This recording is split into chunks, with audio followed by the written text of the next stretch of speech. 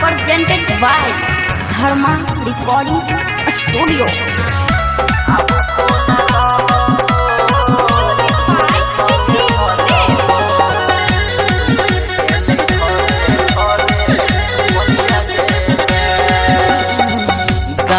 नगर गली गली मचल खलबली कैट गेल घर दलनिया गे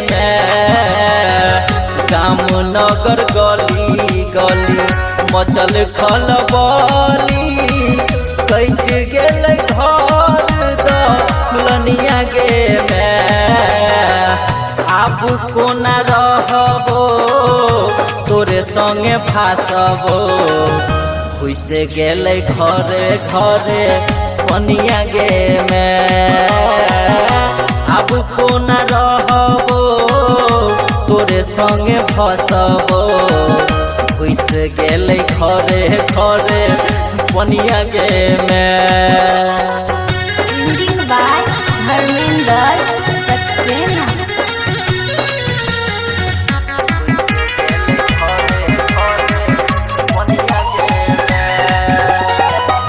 यातायात खातिर एगो बनेने रहूं चचहरी उठल लहर से हो भैंस गेलै चचहरी गाम के पश्चिम एगो बनेने रहूं चचहरी उठल लहर से हो भैंस गेलै चचहरी दही गेल धान पात पड़ गेल दुखाबा कथी खा के रहतै माल जाल गे आब कोना रहबो तोरे संगे दहबो घुसे गेल घरे घरे पनिया गे आब कोना रहबो तोरे संगे फसबो घुस गेले घरे घरे पनिया गे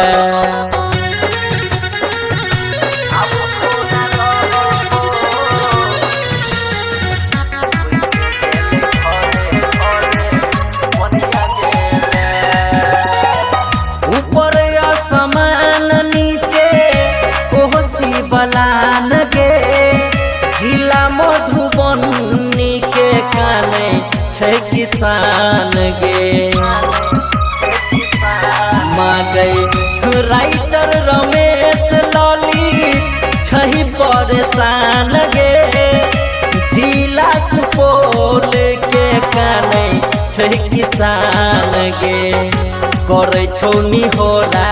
तोहर बेटा धर्मेंद्र समझ लियो अपन समुंदर गे आब कोना रहबो तोरे संगे फासबो घुसे गेले घरे घरे पनिया गे आब कोना रहबो तोरे संगे फसबो घुस गेले घरे घरे पनिया गे